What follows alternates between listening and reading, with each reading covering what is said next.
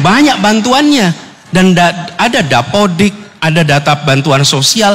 Mereka yang sangat miskin dan miskin dapat. Problem kita tuh apa? Memikirkan yang miskin saja. Yang di tengah-tengah nggak ada yang ngebantuin. Dan yang di tengah-tengah inilah yang jadi masalah. Nah, saya beri contoh. Jakarta saja sebagai provinsi nih. Mereka yang statusnya orang tuanya UMP plus minus 10%. Jadi gaji UMP 10%. Mereka itu mendapatkan bantuan beasiswa dari pemerintah DKI 9 juta rupiah per semester. Dan itu diberikan pada 14.000 mahasiswa dan kuliah di mana saja. Syaratnya apa? Diterima di perguruan tinggi negeri.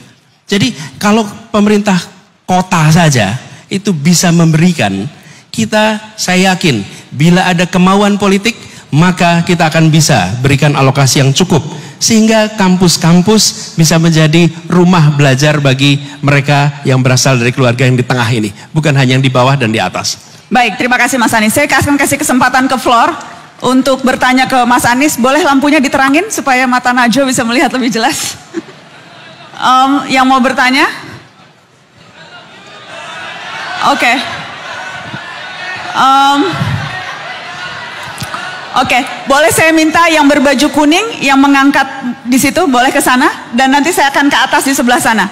Boleh yang berbaju kuning dulu, langsung pertanyaannya.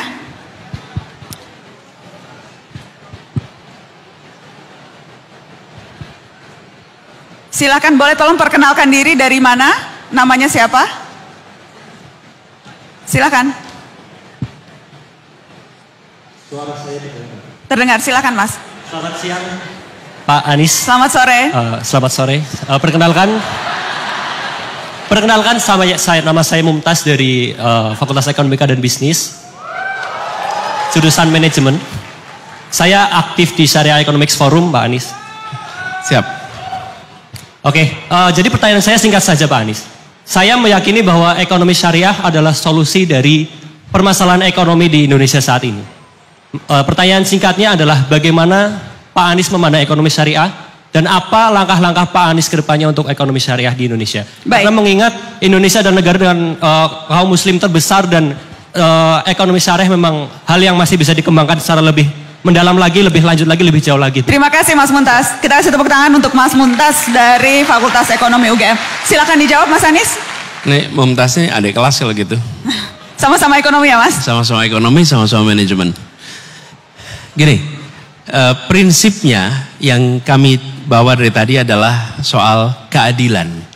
Dan ketika berbicara tentang prinsip ekonomi syariah, prinsipnya adalah bagaimana itu bisa berkeadilan. Dan pembiayaan berbasis syariah, perekonomian berbasis syariah, setahu saya bukan hanya untuk customer beragama Islam. Sistemnya memang berbasiskan syariah, tapi penggunanya bisa siapa saja dari latar belakang agama apa saja.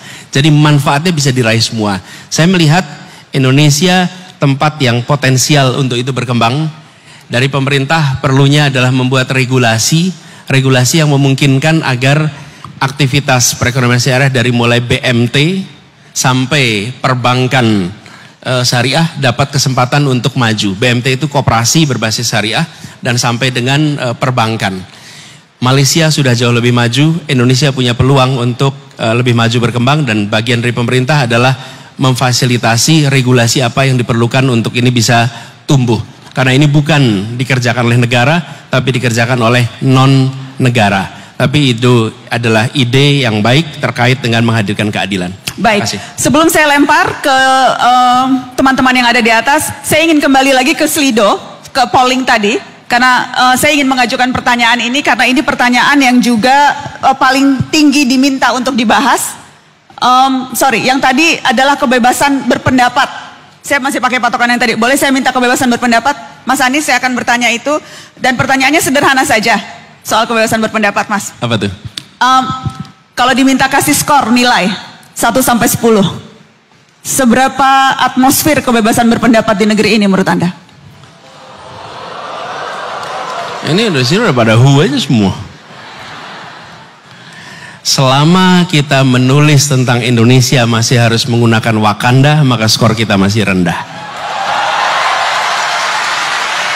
Selama kita masih harus menggunakan nama-nama selain kita sendiri untuk mengungkapkan apa yang menjadi pikiran kita, maka skor kita masih rendah. Jadi sudah tidak boleh lagi ada rasa takut dalam berekspresi. Ini ya, nah demokrasi di kampus ini kita memperjuangkan kebebasan berbicara. Saya waktu itu mahasiswa di sini dan kita menolak segala macam pelarangan atas kebebasan pers. Ketika waktu itu di Bredel, Bulak Sumur depan sana menjadi saksi bahwa mahasiswa di Jogja bergerak paling awal untuk melawan pembredelan semua media-media pada masa itu. Hari ini kampus ini harus terus juga begitu. Jadi menurut saya kebebasan berpendapat hari ini di Indonesia sedang bermasalah. Jadi nilainya berapa, Mas? Skor angkanya mungkin sekitar 5 dan 6. Ya. 5 atau 6, Mas? Karena kalau 6 udah lulus, 5 tuh nggak lulus, Mas. Ada juga nggak lulusnya 7. Jadi ini 5. Kalau begini, angka itu ya bisa meredusir kompleksitas.